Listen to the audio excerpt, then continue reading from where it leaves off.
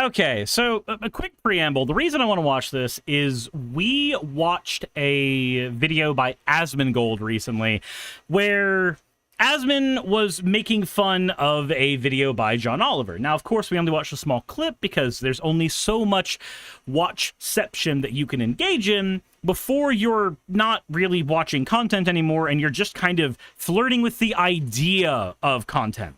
So I've grabbed myself some chicken wings, and we are going to, together, watch at least a bit of the episode from John Oliver and see kind of where our opinions land, because maybe I wasn't being as, what's the best way to put this, charitable towards the Roach King whenever I was doing that video. Let's see what John Oliver's take was. This is probably going to go exactly as I think it's going to go. We're actually going to start with our main story this week, and it concerns an absolute fixation of the right. Because even as the market crashed in the wake of Trump's tariffs, Fox News spent a lot of time on this. A women's fencer is defending her decision to take a knee to protest her trans opponent, despite getting disqualified for her forfeit. A female fencer who's devoted years of her life to the sport was just disqualified. This is the civil rights issue of the hour, women's sports. Here's the story. So, a woman fencer decides she doesn't want to fight a legal opponent and basically has two choices. She chooses either to possibly win her fight and get all 12 of the accolades that come with being a professional fencer, or she can choose to take a knee with a camera watching her and go super viral and become the next Riley Gaines, meaning that she will be financially set for life. I feel like maybe I'm being a bit mean here, but that's my take so far. That everybody's going to be interested in. A female fencer stands up for fairness in women's sports. Wait, that's the story that everyone is going to be interested in? Are you sure about that? The story about fencing, and not the one that's caused the stock ticket in the corner of your screen to go bright red like an inflamed hemorrhoid? Also, I challenge those anchors to tell me one thing about fencing besides Lindsay Lohan did it against herself in The Parent Trap. I don't think you can do it. The issue of trans athletes has become very important to... So, all jokes aside, I do actually think John Oliver's right here. I promise you, most conservatives did not give a shit about women's sports, much less fencing, until trans women became a part of it, which is really strange to me. Conservatives in general, and Donald Trump in particular. He talked about it at length in his address to Congress and signed an order titled Keeping Men Out of Women's Sports, which promised to rescind all funds from educational programs that allowed trans women and girls to compete. And at the signing ceremony, he ad-libbed the creepiest compliment possible. We're defending the rights and safety and pride of the American people, including our great, great, great female athletes. What athletes you are, too. Tell you. And, you know, I'm not allowed to say this politically. It could end my career. They're really beautiful people. These are beautiful people. It could totally end my career, as he says it, with a straight face in front of an audience of people cheering. Okay. But you know, like everything else, it's a little bit different today. You're not allowed to say that because if you call a woman or a girl beautiful, that's the end of your career. But let's... No, it's not. I've done it all the fucking time with both real women and fictional women. But I guess we don't consider what I have on the internet a career. Let's take a chance on it, Mike. Let's take a chance. Okay, to be completely fair to Trump, I will say his understanding of women's issues is comparable to his understanding of foreign policy, domestic policy, trade, the economy, the concept of consent, human empathy, and all but one of his children's names. Trump leads every conversation with a psychosexual energy that makes the White Lotus look like the Teletubbies. Oh, I'm sorry. Did the incest storyline bother you? Donald Trump joked about dating his own daughter on The View. He said that on a fucking morning show. At least White Lotus has the decency to air in the evenings right here on the Incest Network. Okay. Some order. I do find that funny, but, like, at the same time, that's kind of the only joke that people who haven't watched Game of Thrones have about Game of Thrones. I know this as somebody who hasn't watched Game of Thrones, and I only know two jokes about Game of Thrones, and that is, that one, and also something final season wrapping up poorly. Has already prompted the NCAA to institute a ban on trans athletes participating in women's sports, but he is not done. He's also trying to pull $175 million in funding from UPenn for allowing one trans athlete to compete 3 years ago. And when Maine indicated it would resist his ban, he threatened to cut off all its federal funding, despite the whole state apparently having just 2 trans girls total competing in girls' sports. 2! That is kind of crazy to me. Like, think about it this way. You are so concerned about what is going to happen to a fraction of a fraction of a fraction of a fraction of a percent.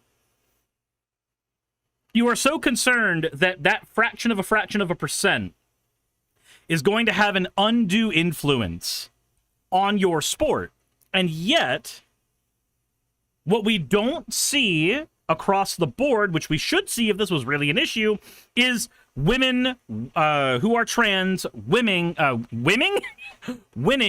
every single competition against a cis woman across the board. But we don't see that. Even the recent issues that we've been dealing with trans sports, Riley Gaines in specific was whining over not getting 5th fucking place. Do you know the difference between 5th place and 6th place in a giant swimming competition? There is none. All that matters in most competitions is you're either top 3 or top 8. Or if we're talking about something that gives you like a qualifying status, maybe we're looking at top 32. But either way, you're not being barred from any particular opportunities by getting 6th place. You are instead gaining opportunities by yelling and screaming about having the opportunities taken away from you by people who didn't care. Either way. Decker Tile says, except she did get 5th, they tied. You see, my understanding of women's sports is about the same as the usual conservatives' understanding about women's sports. I don't watch them. Not because of misogyny, though I may have a little bit of that. I don't watch them because I don't watch sports. And I know you might be thinking, okay, but in Maine, 2 kids is like half the kids' right, but it's actually not. They've got more. This issue is an obsession for Republicans. Last year, they spent over $116 million just on TV ads featuring trans athletes. And the relentless focus on this over the years has had a meaningful impact, with one poll showing more than 6 in 10 adults say trans girls and women should not be allowed to compete in girls' and women's sports, including high school and youth levels. 25 states have now imposed bans on them competing in schools. Even Gavin Newsom, pictured here as the villain in a Ryan Murphy production, recently said he thought trans athletes being allowed to participate in women's sports is deeply unfair, without really elaborating on what he meant by that. And for trans kids impacted by these bans... Yeah, I don't know what that would mean. So, yes, I understand that on a base level, the, quote, common sense response is going to be that trans women should not compete in these sports because it will be unfair to the cis women. But by and large, when we've seen studies done on this, that's not really the case.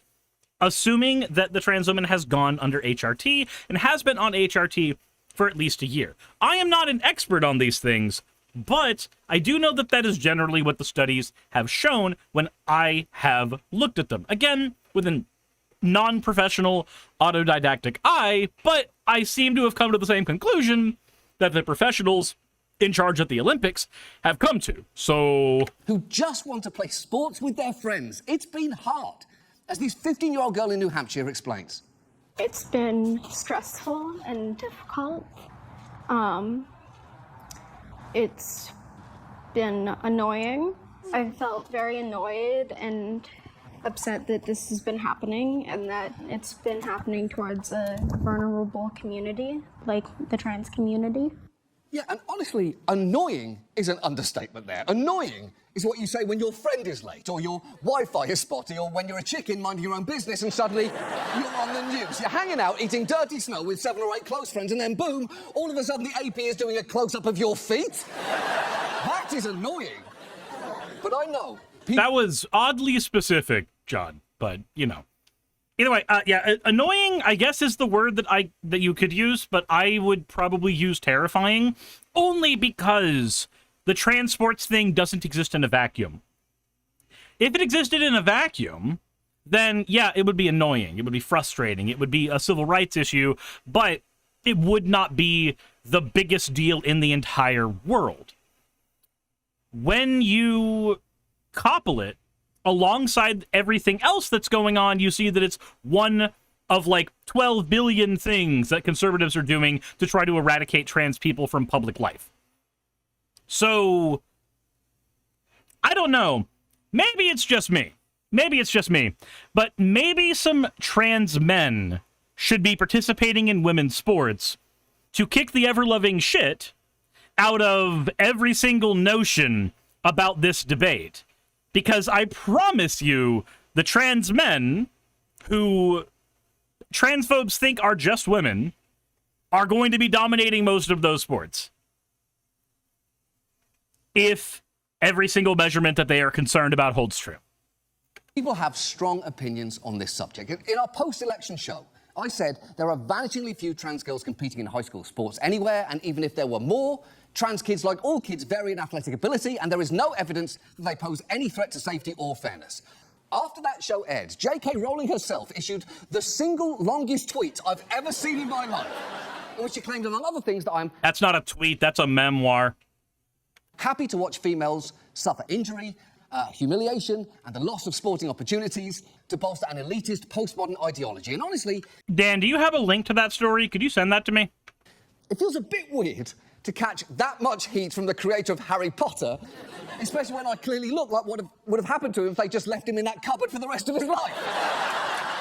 Now, I stand by everything I said in that episode, but I will concede that this subject is more complicated than people should just use the bathroom that corresponds with their gender identity. And since trans participation in sports seems for some reason to be at the centre of our politics right now, it felt like tonight might be a good time to talk about it at real length. And in doing so, we're going to try and explain a few things, what the facts can actually tell us about trans... Okay, so this is likely where we're going to end up having contention, or at least substance, because so far, it's all been jokes. And while there's nothing wrong with that, there's not been a whole lot of substance to the conversation so far. So let's see where we get. Trans athletes regarding competition and safety, where much of this seems to be coming from because it didn't crop up out of nowhere, and where it looks like things might be going. And let's start by acknowledging many people do have good faith questions about this, even if they're asking them a little clumsily. Here's an example of one of those questions about fairness coming from a less than ideal source. Let's say Serena's in her prime. And who knows? We'll make up the person, right? So let's not make up the person. Let's say that Rafa Nadal. Did he? So I'm just trying to figure out if I heard the same thing a second ago. And who knows? We'll make up the person, right? So it sounds to me, and it's very, very hard to parse, but it sounds like he tried to say the Teasler. It sounds like he tried to get there and then, like, stopped himself. I'm not a linguist, but the inflection's there, which is a bit weird. Let's not make up the person. Let's say that Rafa Nadal, has some issue, wants to transition and wins the Wimbledon final, or, somebody wins the 100-meter dash at the Olympics. I think that's a net negative. Now, clearly, when it comes to questions of right and wrong in sports, Lance Armstrong might be the last person you'd call. Just after the 1919 Chicago White Sox and the ear chunk that Mike Tyson bit off. But to be fair, I can see how, at the most elite level of sports, an instantaneous switch like that would confer an advantage. It hasn't happened. And for what it's worth, in tennis, the WTA already has guidelines for trans inclusion, requiring athletes maintain strict hormone levels for at least 2 years before competing, with processes for dispute resolutions if necessary. So they're already thinking about this, and I presume will continue to do that. The thing is, hypotheticals like that circulate constantly and often center around someone transitioning. It's also really funny that those hypotheticals happen so often, and usually they're discussed between people who have zero interest in sports outside of their ability to be leveraged in a culture war. Solely to gain a competitive advantage. But as this trans researcher points out, that is an absurd proposition. Trans women don't transition for sports.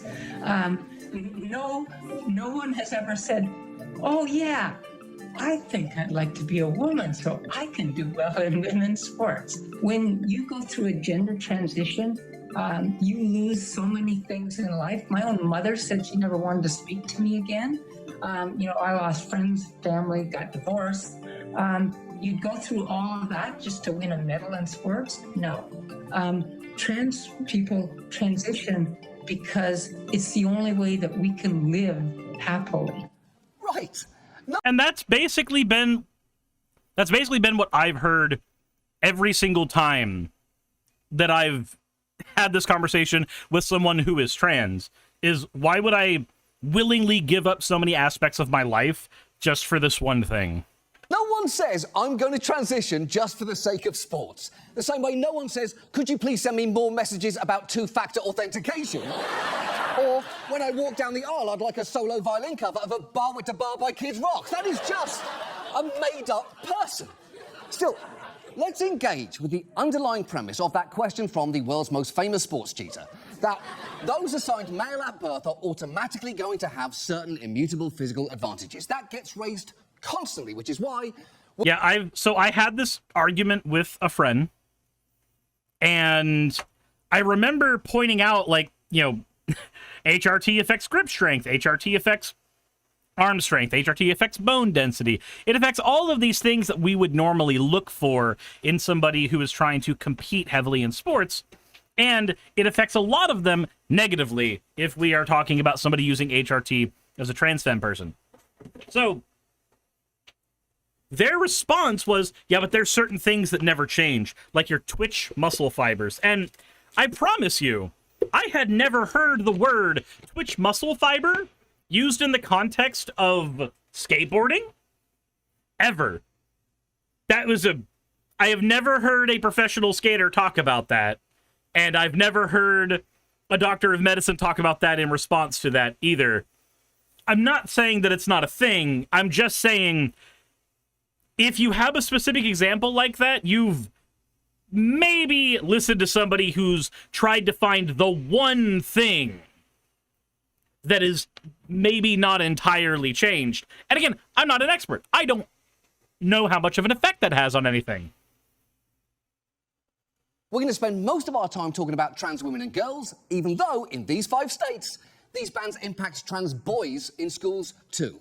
It is obviously true that on average, cisgender men and post-pubescent boys have some specific athletic performance advantages, though the relative size of that advantage also depends on the sport and the event. In swimming, for instance, male athletic performance advantage is roughly 13% in the 50-metre freestyle, but less than 6% in the 1,500-metre free, which is still clearly significant. So, wait, hold on. There's a lot of overlap. You're telling me that this video was the one that got so many hate bombardments when it's just going over data? Okay. In the average performance ranges of men and women. Basically, it is not the case that any man is going to be stronger or more athletic than every woman, which is sometimes what gets implied here, including by Donald Trump, who brought Riley Gaines, the former college swimmer who's become one of the most prominent voices on this issue, on stage to say this. Just to show you how ridiculous it is, look at me. I don't want to. And much stronger than her. There's no way she could beat me in swimming. Do we all agree? She would probably kick your ass in swimming, Trunk. I'm sorry. Just a fun aside. Did you guys see Trump faking his freaking health report? Basically came out saying he's 6'3", 232 pounds.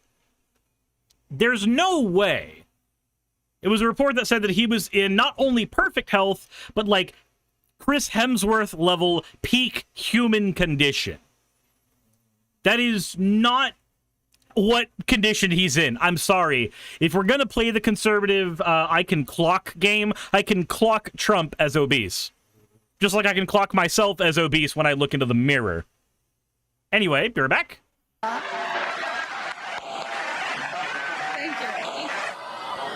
I don't agree, but I would like to see it. I would like I do agree with John there. I do want to see Trump try that particular race. See, the 78-year-old president tried to swim in water against a former D1 swimmer. I'd like to bear witness to that event, and whatever happened... I also like the fact that she doesn't challenge him on that. Like, just out of curiosity, if you were a professional at your field and somebody with zero expertise came to you and said they could do what you do and better because of some innate genetic advantage they have, you would clown on them, right? Like, your pride would require that.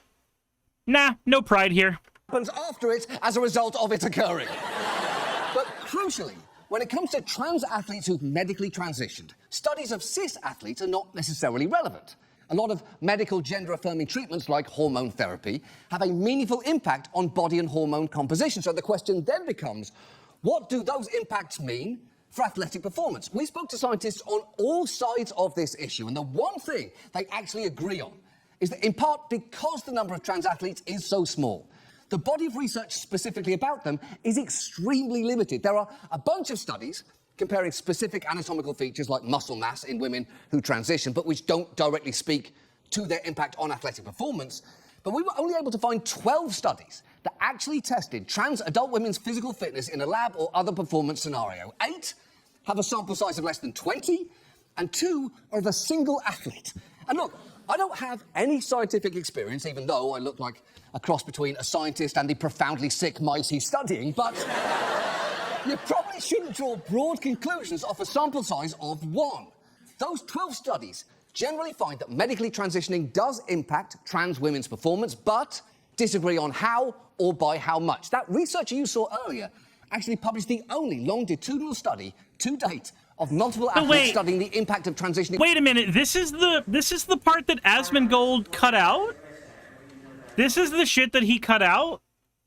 Where he just, like, when John Oliver puts the studies up and then follows up with how much they disagree, and Asmon just goes, then we know what the studies say. No, the fuck we don't, buddy. Jesus Christ, he's such a clown. On 8 long-distance runners. She found after at least a year on hormone therapy, their race times turned out to be more athletically similar to those of cisgender women than cisgender men, but she... Oh, wow, it's that thing I said. I haven't actually watched this episode of Last Week Tonight, so... Hey, look, it's that thing I said based off of the studies I've read. What a weird thing. What a strange scenario. What an awfully weird coinky-dink. Anyway. He herself will tell you the study was limited and its conclusions were nuanced. Here she is explaining what we do and don't know at this point.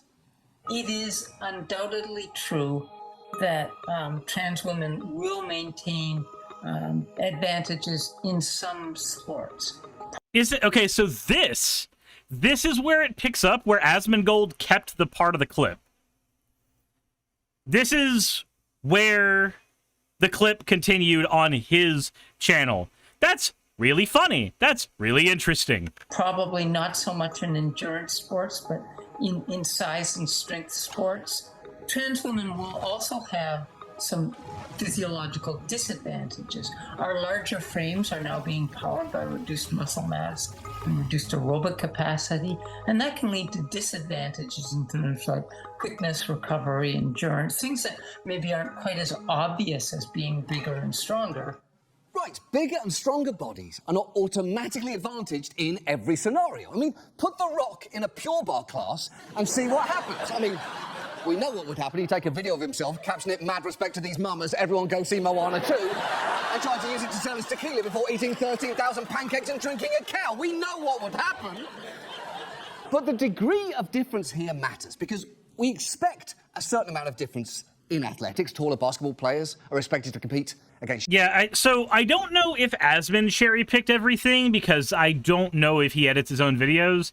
With the amount of slop that he produces, it's very likely he does not edit his own videos, because that's effort, honestly. And that sounds mean, but I also feel like it's not unearned. But this is how this particular clip ended up being when I looked at the video that he approved of, that he was okay being on his own channel. Shorter ones, faster soccer players, compete against slower ones. Michael Phelps was allowed to compete with other swimmers despite being part dolphin. And crucially, none of the studies I've mentioned so far bear much relevance to what these new laws target, which is youth sports, usually of all ages. And the research there is even more scant.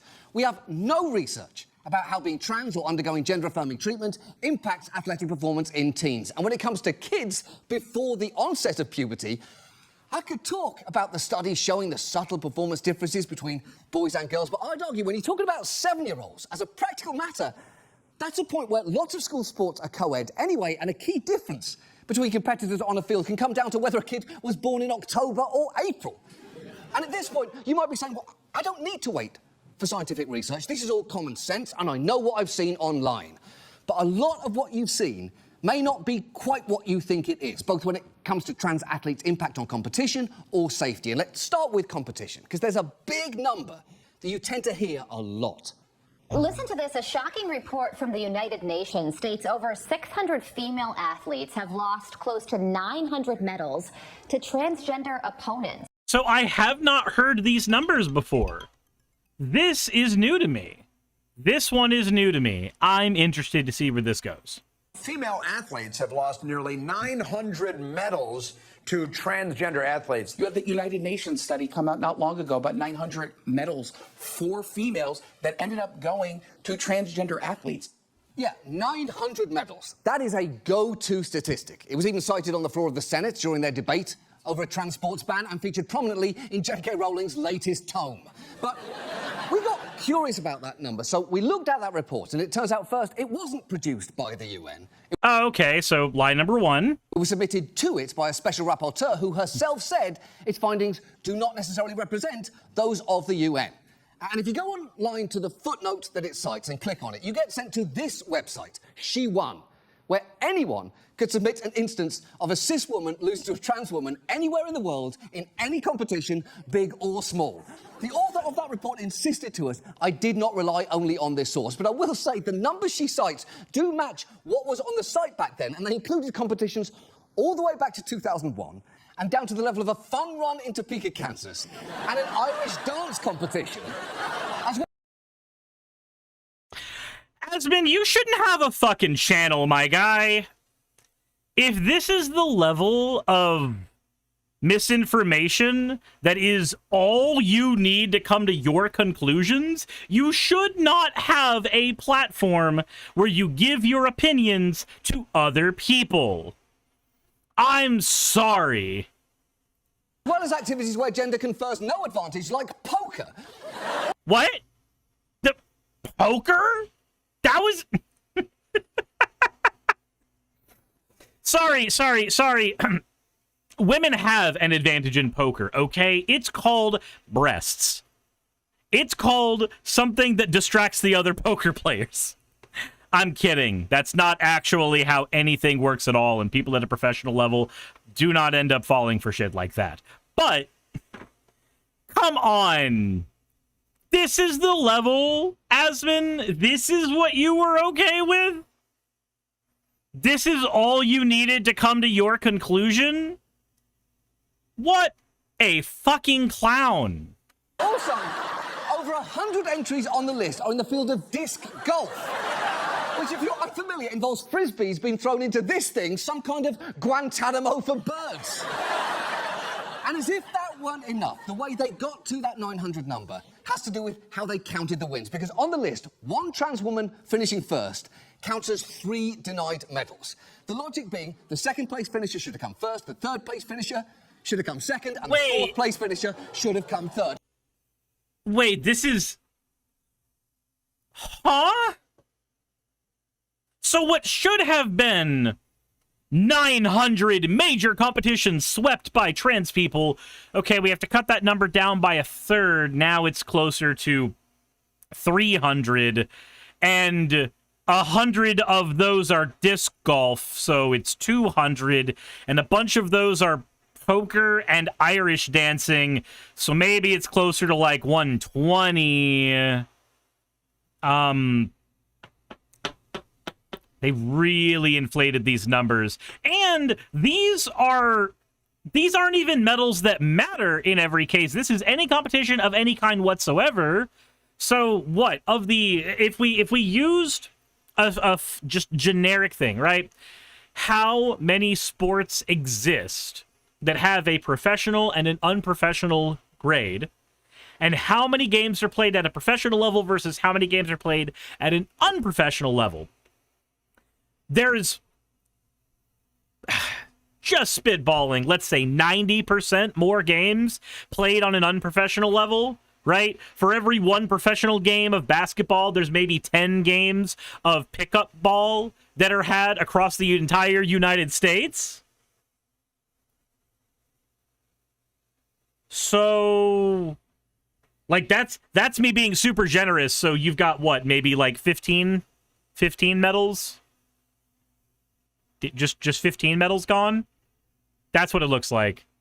Huh. Okay. Goblin saying, is this a gag? Lee says, we got it. No. I see. Looks like reviewing John Oliver's content seems to have gotten my YouTube taken down. That's so cool and quirky. Give me a second. Yep, that does seem like the case. Stream unavailable. Stream interrupted. Is it just 15 medals gone? That's what it looks like. Okay, so let's just speed you up. Okay, buddy. Goblin saying, is this a gag? Lee says, we got it. No. I see. Looks like reviewing. No, it looks like my stream is online for me to see, but that doesn't mean anything at all. I guess people in the YouTube chat maybe check and see if that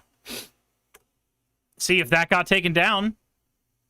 Oh, by the way, you know Marcy Rankton, the one who got arrested for going to a Florida bathroom? So I've reached out to her on Twitter to see if she would like to come on for an interview. But I bring that up because Riley Gaines was brought up during this, and I just want to show you this clip real quick to show what a piece of shit Riley is. Just real quick. Go ahead.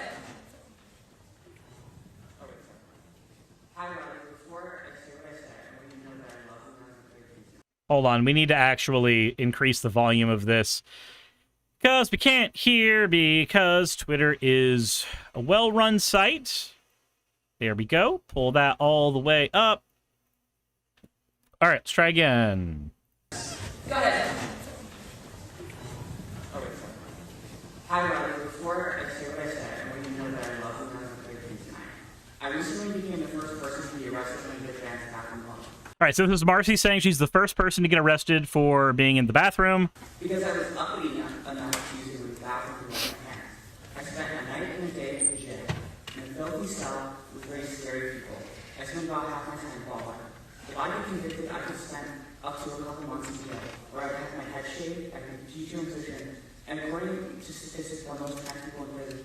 Lenari says, is this recent? Yeah, this just happened a few days ago. I guess my question is, how long do you think we should imprison up to trans identity to move back? Well, I think the solution is don't break the law, to be pretty honest. Can you imagine what it feels like to have all of that turned on your face like that? Imagine telling Rosa Parks the same thing. Just, yeah, the solution is don't break the law. What a fucking idiot. What a fucking idiot. Also, just so you know, this is her speaking at Marcy's college for Turning Point USA, the right-wing think tank that tries to actually get people who are trans eradicated out of everyday life.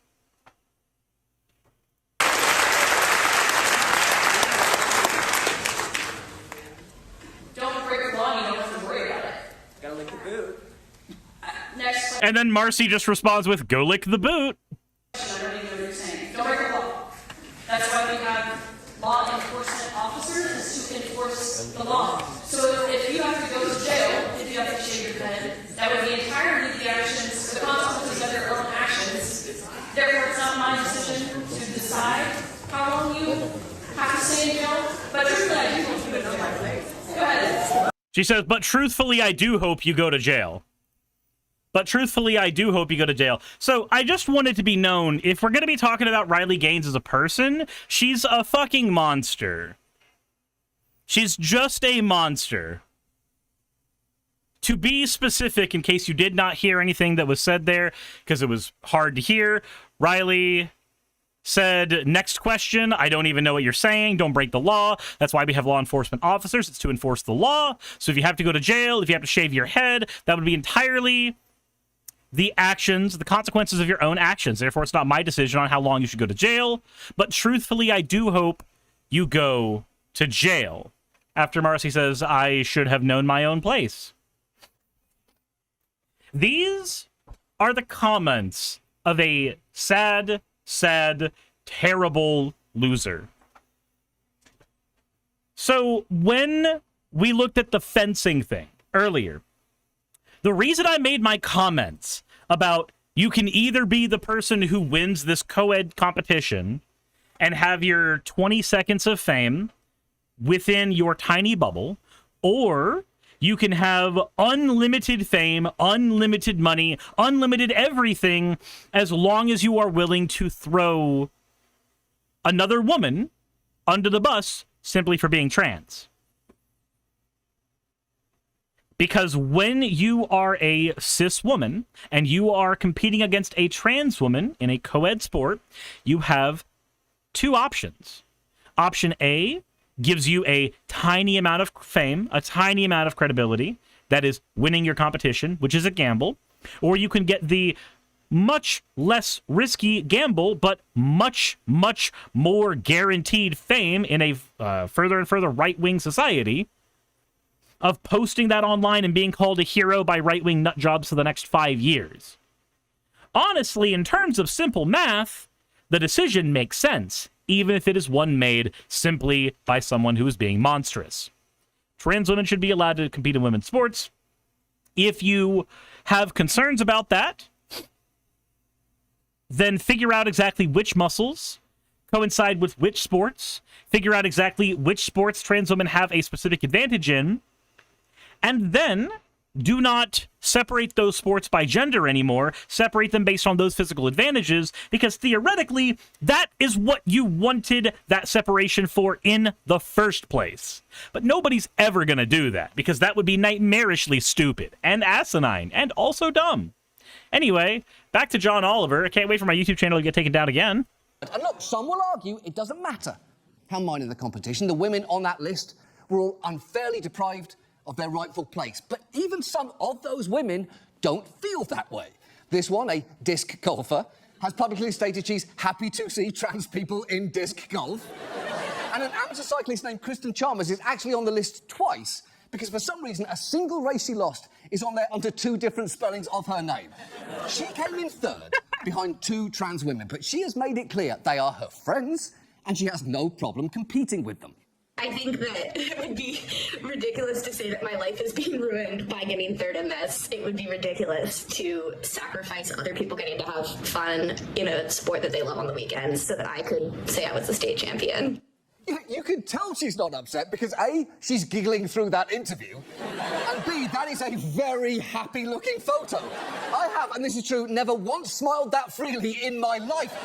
Look how joyful they are. That looks like an ad for cycling, or for having friends, or honestly, just for mud. So, for all the talk of how trans women are so dominant they'll spell the end of women's sports, the number people keep citing to prove that has, I would argue, a pretty big thumb on the scale. And even the famous individual cases are sometimes missing a lot of context.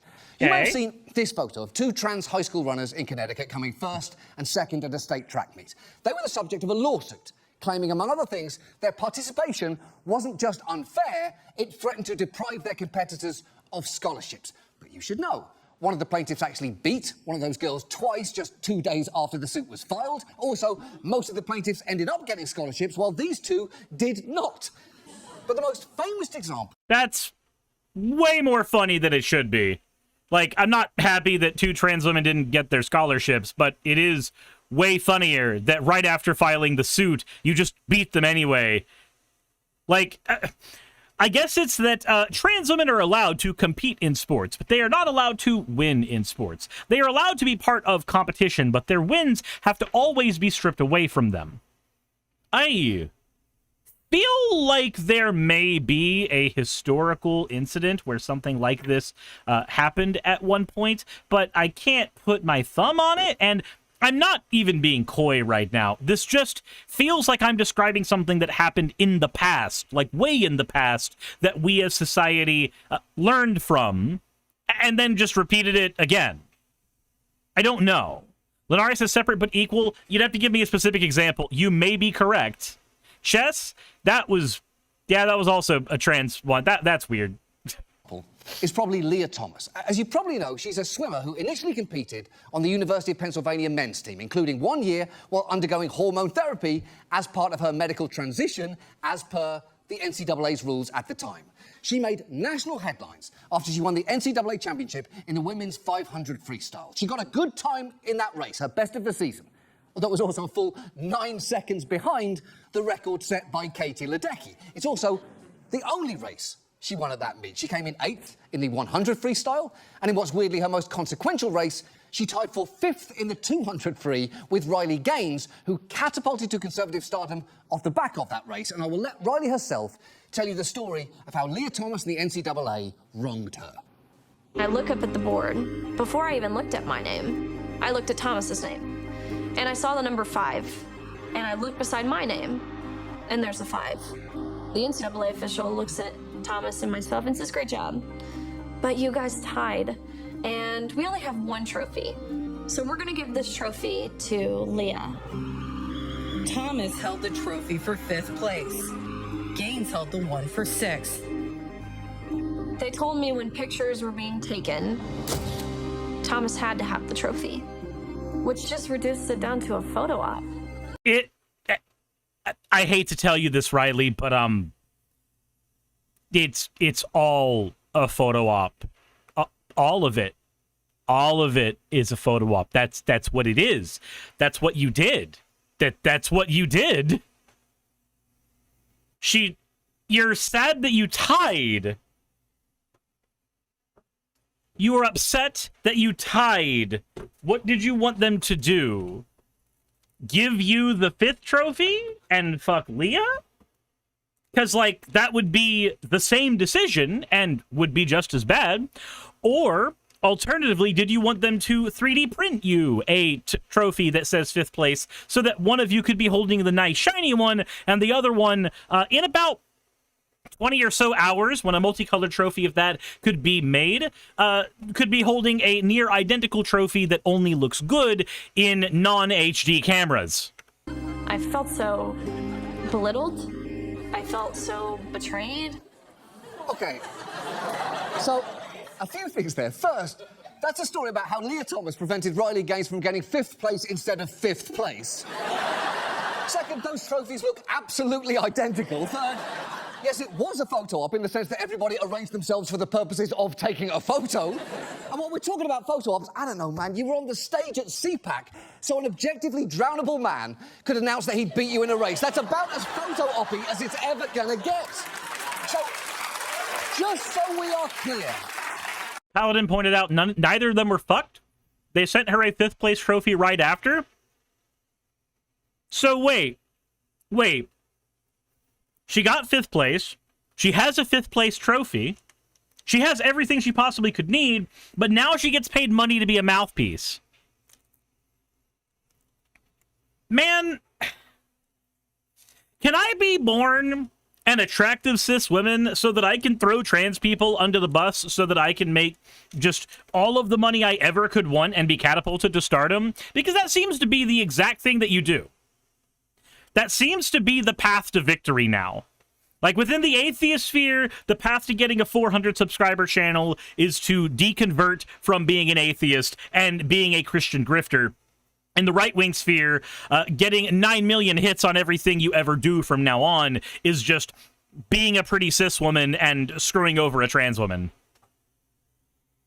Leah Thomas didn't take anything from Riley Gaines. In fact, you could argue she gave a lot to her. as Gaines later decided to forego dental school in order to be an activist and speaker. She now has her own advocacy centre and has personally lobbied multiple state legislatures for bans, all to address the threat posed to women's sports by a woman who swam exactly as fast as she did to the literal 100th of a second. So from the 900 medals to the scholarships these girls did not get, to the most famous fifth-place finisher in human history, the competition argument is already a lot weaker than it tends to get presented. So what about safety? Well, first, in plenty of sports... I don't know if we have to even continue the episode, because, like, we've gone over everything Asmon went over and clowned on his inability to respond to this shit in general. But we're already here, so fuck it. Sports like track and swimming, there is no safety threat because they're not contact sports. But in others, like basketball and volleyball, there clearly is some amount of contact, either with another body or with a ball. But even there, the big anecdotes that get thrown around tend to be more complicated. The most famous example concerns Peyton McNabb, a three-sport high school athlete who was hit in the face by a spike during a volleyball match. She suffered injuries, including a concussion, and started speaking out against the policies that allowed the trans player who spiked the ball to play. The video of her getting hit often makes the rounds in these debates, and she told her story to the North Carolina State Legislature before they implemented their ban. She also attended Trump's address to Congress and appeared in a video about the incident produced by an activist group for which she and Riley Gaines are now ambassadors. A couple years ago, I was severely injured in a high school volleyball game by a male on the opposing team. Hey, you know what happens when you get severe injuries in sports? The same thing that happens whenever you get severe injuries in any other sport. You have to accept that there is a risk factor involved in sports, and if there is some kind of competition that a coach or something can handle, then that is their bag. But all things considered, you engaged in a contact sport, and you got an injury in the contact sport. Nixie, thank you for redeeming your points, friend. Ada, you freaking DJ. Jessa says, a cis woman could have also hit you in the face with a ball. Yeah. Leave me with permanent injuries that the doctors don't know if I'll ever be able to recover from. Because of my career-ending injury, I was no longer able to perform the way I had in the past. Progressive gender ideology being pushed so harshly is exactly the root of why this was allowed to happen to me. If it wasn't pushed so harshly, this could have been 100% avoided. Okay, I'll say this.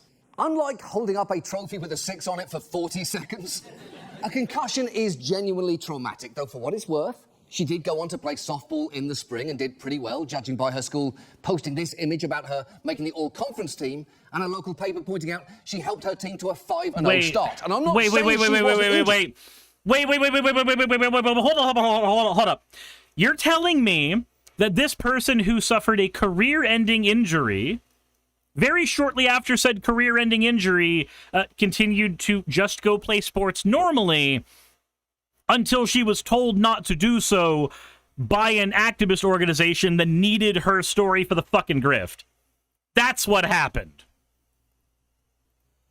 Or that it didn't have some impact on her performance. But a lot of the groups heavily pushing this story seem to be overselling it, including choosing to title that video Killshot, how Peyton McNabb turned tragedy into triumph, because Killshot is not a good title for a teenage girl who is very much alive and talking to a camera. Killshot is either a movie where Keanu Reeves and Ana de Armas, opposing spies and devastating marksmen, fall in love, or a hunting reality show that gets cancelled after its host, Donald Trump Jr., is mauled by a moose in heat. I mean, I guess we have to focus on that to fill out the time for the joke. This is why I don't watch a whole lot of Jon Stewart. It's not that I don't like him. It's that a lot of the content is, let me just do an aside to make a joke while the audience laughs. Which, to be fair, is no different than what I do, so maybe I just hate myself. And that is not the only volleyball-related story. Not Jon Stewart. What am I doing? That's been oversold. Last year, there was a controversy over a trans player for San Jose State University. Other teams forfeited games rather than compete with her, and one of her own teammates joined a lawsuit to stop her from playing. But watch as this story mentions something at the end that puts a bit of an asterisk on that teammate's argument. When asked about how and why she felt unsafe, Schlesser said, "The height that the person can jump is so much higher, and honestly higher for a man. It's insane. And then the strength behind the ball when they're swinging is also just so much more powerful." But her transgender teammates' stats don't appear to give the Spartans a dramatic upper hand. The San Jose State women's volleyball team is ranked 119th nationally. Wow. So, wait a minute. You're scared of the 119th best at what they do. You, who are competing for the spot of number 1, are worried about the people down in spot 120. This is like when I'm sitting there playing a freaking mobile game. I'm playing like Infinito 2, right? And I see on the top right-hand side of the screen MTG Dream Scythe, who seems to have like 3 million points in every level. And for some reason, I'm not concerned about MTG Dream Scythe. I'm concerned about the person in the like 86th percentile, because that's where the fuck I am on every single one of those games.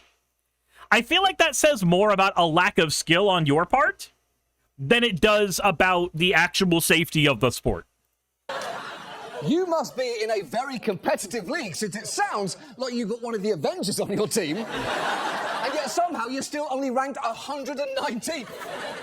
That lawsuit initially claimed that the player's spikes were estimated to be travelling upwards of 80 miles an hour, a speed, by the way, that would make her as powerful as some of the hardest-hitting men's volleyball players in history. But when ESPN used camera calibration software to analyse video of 5 of her spikes, including ones that went viral for being dangerous, they averaged around 50 miles an hour, which is fast.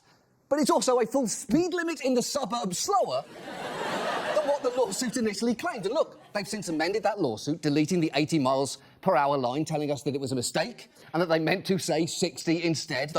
But 60 is also not the word. Notably, they only did that after ESPN published its report. The point is, her spikes were nowhere near record-setting, which may be why she didn't rank in the top 150 in hitting percentage in the NCAA. And look, some trans kids are going to injure their opponents the same way any kid will. And concussions are horrible, although they're also not that uncommon in youth sports, given between 1 to 2 million of them happen every year. Even in the wake of Peyton McNabb's injury, 2 coaches whose team had played... No lie. So I used to do track. Not track running competitions, because I was never good enough for that. But I used to be in a running club because I enjoyed running. I enjoyed racing, and I need to get back to it. The most I've been doing is, like, hit, very, very steep hills on the treadmill. So, in terms of injuries, I have seen a friend of mine receive a concussion running track because he tripped, and the momentum that he carried when he tripped carried over when he landed on his head. Like, concussions happen all the fucking time whenever you are engaging in sports. It is just a thing that you will deal with. Said literally concussions suck. Yeah, no, I remember it was my first time experiencing somebody around me having a concussion. I didn't know what to do, and our coach had to explain to me, like, here's what's happening, here's what's wrong. Your friend's got to go to the nurse's office. You guys need to be more careful next time. And boy, did that suck. Medieval Stevel, thank you very much for the follow. I think that's what would get me running again. Competition. Anyway. Against the trans player for the previous 4 years, spoke up at a school board meeting to say they were happy to keep doing so. One apparently told the meeting every time a student plays, there's an inherent risk of injury, and that she'd seen cis girls hit the ball harder than the one in the video.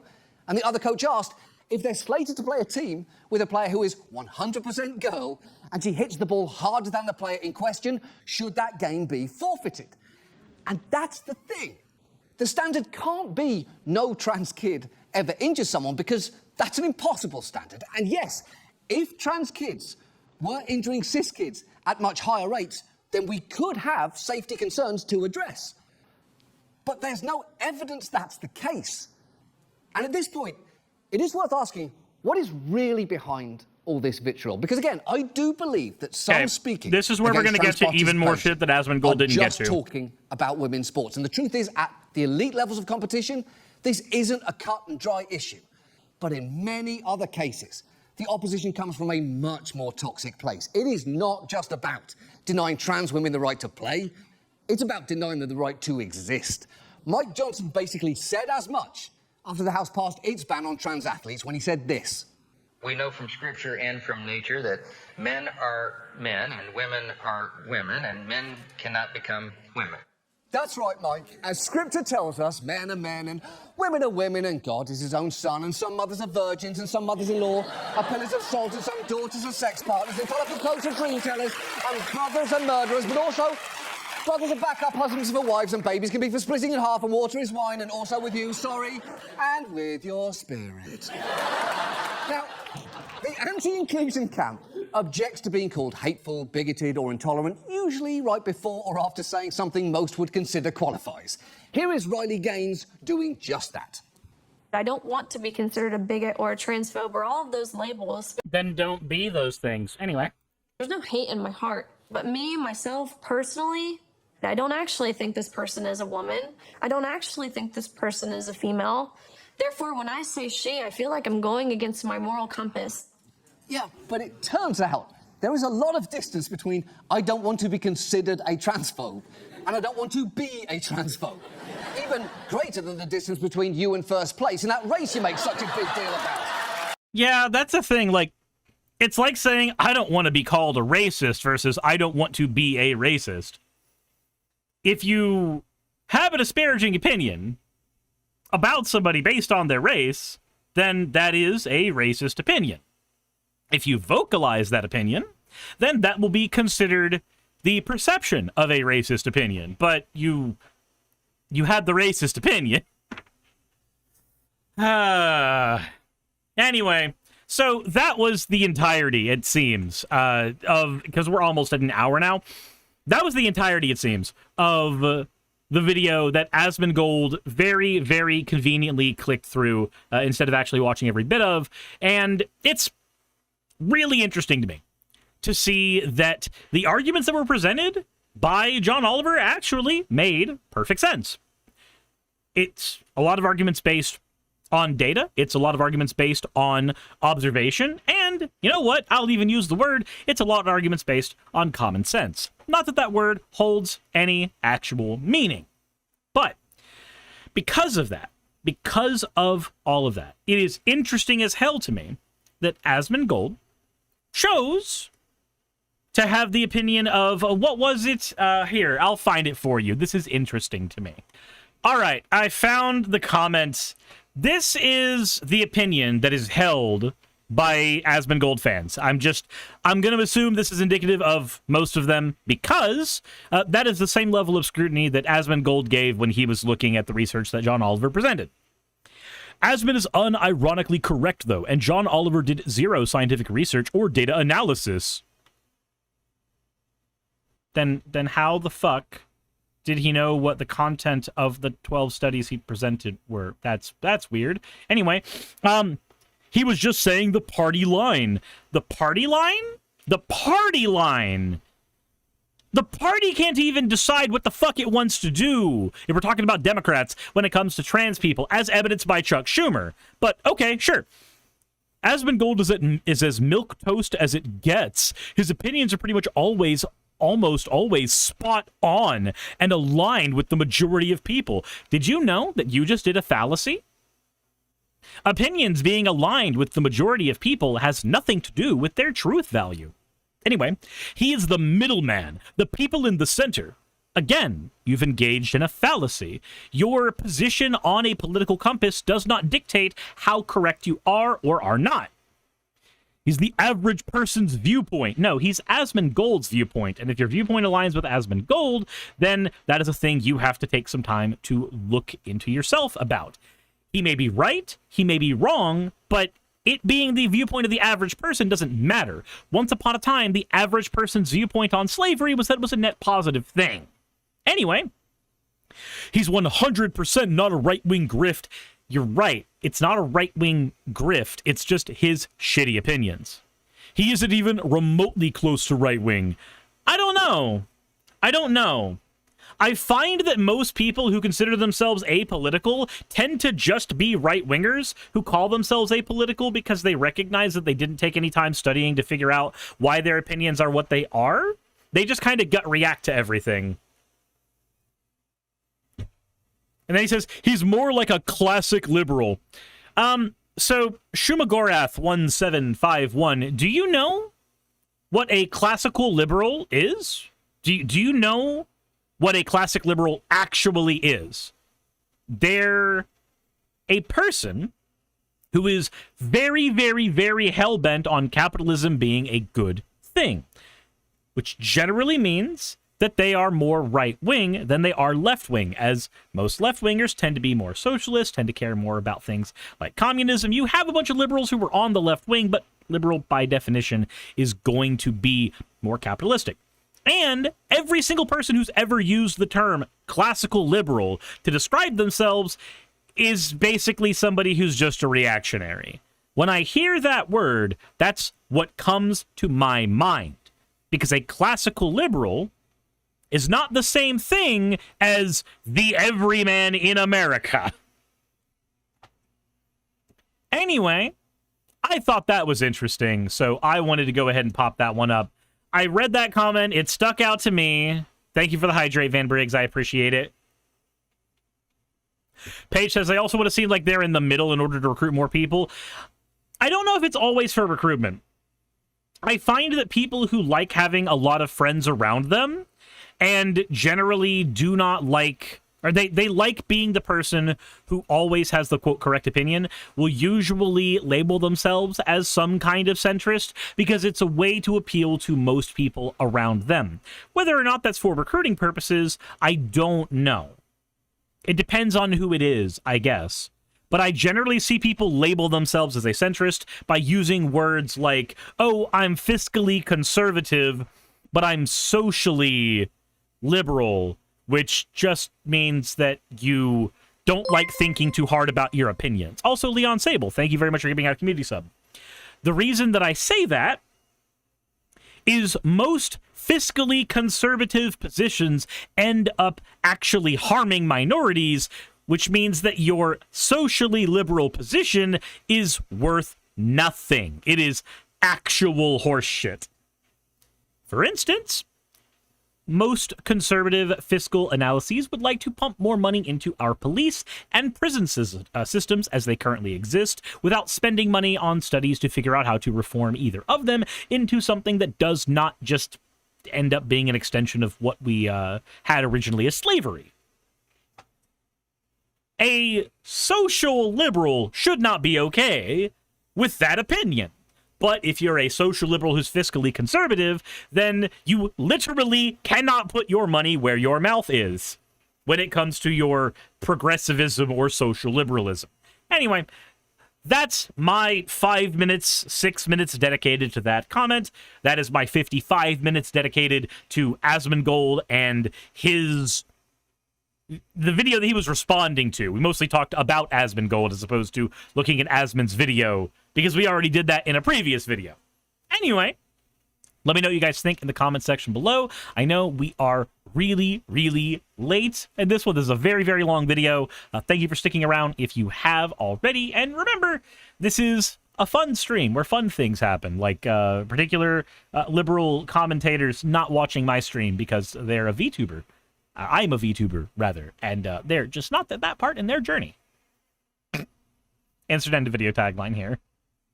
Hey, thanks for making it to the end of the video. I really could not do any of this without all of you. Those of you watching, and especially those of you who support me on Patreon. I wanted to go ahead and take a minute to thank all of you who do that, because with YouTube being what it is these days, I really cannot do this full-time without the support from each and every one of you. Those people would be Red Joker, Purple Poundini, Jemshin, Britzkrieg, Jupe the Malignant, Michael, Ravalern, Mabbity Babbity, Astral Frontier, Tales of Atonement, Nixie-chan, Kiri Artemis, Victorian Alchemist, I'm not saying the last part of that, and you know that, Leela Ururaka, Arcton Arclacier, Kiratorian, Dren Hadamata, Jordan M, John L, Lord Bleck, Smiling Game Master, and Fire Shard. Thank you so very much. But since you're here, why not go ahead and try watching another one? There should be one that's on the screen right now. And if you are a patron of mine, I wanted to go ahead and thank you again for all of your support. There is still a video you could press though, if you'd like. I would appreciate it just a little bit.